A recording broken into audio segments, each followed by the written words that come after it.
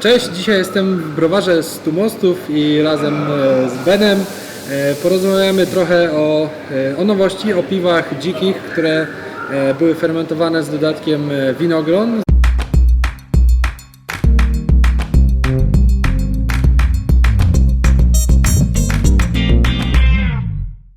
Ben, what was the main idea for these beers? How you created them? What is the main purpose to create this kind of beers?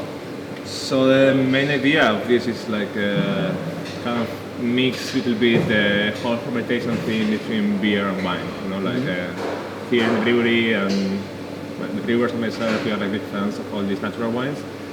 So I wanted to make a mixed fermentation beer that was like heavily inspired by this kind of like natural sparkling wines. And here is what they have. Okay. So your main role here in Stu Mostów is to create this new line of sour white beers, yes?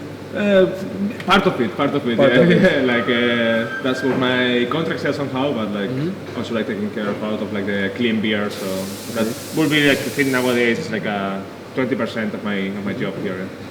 But you originally came from Spain, so you have a bigger, how to say this, bigger, different kind of thinking about beer, bigger experience in creating this kind of beers? Yeah, I mean, probably more a different point of view, you know, of seeing things. Like, as we were talking before, like, what we're trying to do with this beer is to make the more sour beer ever, the more funky beer ever. It's like to find a balance between everything. So like between the sourness, the funkiness, the fruits we are using, the barrels. So like everything should be together to make it like a drinkable and make it like something you can like really like drink out of it without.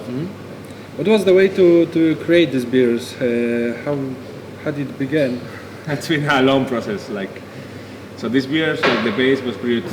It's like a basic saison was brewed like last January. So it's been like more than 1 year ago, and it was like co-fermented with like a bunch of like clean yeast and bacteria and like Brettanomyces. And after spending around 8 months in barrels, more or less, maybe 8 days more, we went to like some local wineries and we were like trying different grapes, and yeah, we decided to get like these 3 grapes, like a Riesling, Pinot Noir, and Dornfelder from a local winery here, like 20 kilometers away from the brewery, Adoria. And yeah, so it was like re-fermented with grapes. Obviously, all this wild yeast that was in the skin of the grapes was like it was like making this like a whole new thing, you know. Like when you try the base and you try the beer after the grapes, it's like totally something new. So yeah, it's been like in the making for more than 1 year. Like we also got it like it's like bottle conditioned, bottle fermented, high carbonated, and it's been in bottle now for 2 months to get like the good carbonation we want and clean up all the subproducts of the bread. So. Was it easy to get these grapes for this beer?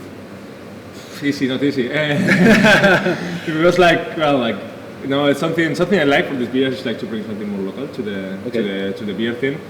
So grapes, you know how it is. Like when the farmer is picking up Riesling today, you have to be there today to pick up your grapes. Okay. So it was a bit of like a stressy situation of like, okay, it's gonna be today, it's gonna be tomorrow, it's gonna be on Monday. So yeah, probably a bit complicated for that, but it's like the part of the game, you know. You have to. But do you think it was worth to do it? Totally. Do you think that people like these beers because it was like 7 days from the premiere? Yeah.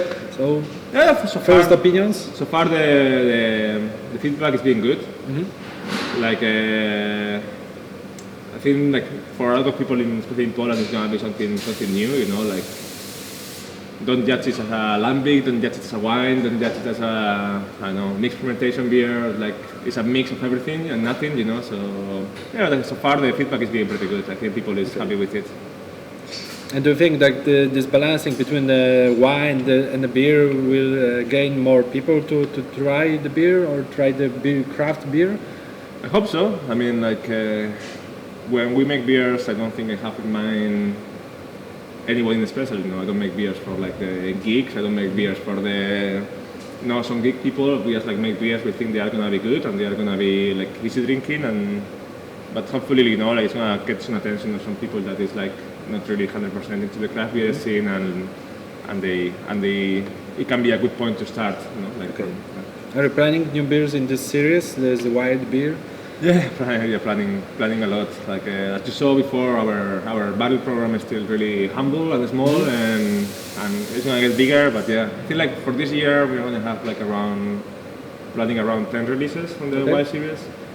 So the next beers probably are gonna be like also a BIERE de Soif. Like a BIERE de Soif is coming from the wine world. You know, like vin de Soif is this kind of wines that they are easy drinking, wines that they are not really focused to be the main thing in the table, but guys are really like they are like helping to eat this food, have this conversation. So yeah, like we're gonna have like a couple of releases more with fruit. Next ones are gonna be with cherries and apricots for sure. And we are already like brewing the base beer for the next like fruit season. So we are brewing these beers now and to like blend it with fruits in summertime. Like when the fruit is ready to pick, the beer should be ready to blend. So like we are like really like brewing a lot of base now to like blend it with fruit like in the next summer. So that's the origin of the name of this series. Yeah. BIERE de Soif. Yeah. BIERE de Soif. So it should be easy drinking, just to spend a good time with them. Yeah, that's it. Like beers that they are like, you know, if you are focusing in them and you want to like really like squeeze them and smell them and everything, they are complex, but at the same time they are like easy to drink, and they are like, they can be in the first row, or they can be in the background if you want to like be with friends and drinking something, you know. Like, Okay. But the taste and the aroma of these beers, they are like on a different levels, so they are not so simply beers. They are more complicated. Yeah. And also, do you think that with these beers, it's easy then to go to some other markets, not also Polish ones? I know that Stu Mostów is everywhere in Europe now, but still it's something new. It's something new in the Polish market, but I think it's also something new in the European market. Yeah. It's not so I feel like normal. Yeah, beer wine hybrids is like something that is getting really big, especially in the US. And yeah, I mean, it got some attention from some other of our export countries like France or Spain or something. But the point is, like, Polish people was buying so much of it that almost it, you know, in the pre-sale was like almost no time that the foreigner countries are buying it. Okay. So I think like most of it will stay in Poland and just a small amount of it will go to export. Yeah. And at the end, because we're talking about this area, but what do you think about Polish market? Because you are from Spain, the Spanish market is something different than Polish one. So what do you think about it? Is it going to the good way or the bad way? Is stabilizing or not? I think it's interesting. As I told you before, it's like I feel like in some ways it's like really mature, with like craft beer being like something that is like in many places, in normal shops, in normal restaurants, in normal bars. But at the same time, I feel like the ideas of the brewer sometimes they are like, I will compare it to Spain like 5 years ago, I would say. So it's like, it's weird because in some moments I think, wow, that's like a really mature market, but in other moments I think like, okay, we still have a long way to go. Yes, yes. So I think it's gonna be like interesting. I think in the next couple of years, like probably like next year and next 2 years, it's gonna be like interesting to see like which direction the breweries and the market is taking. Like we'll see. So will you stay in Poland as long as you can? Sure. For now, I'm here for 1 year now. Happy, like lovely brewery, lovely people around. I love Wrocław, the city.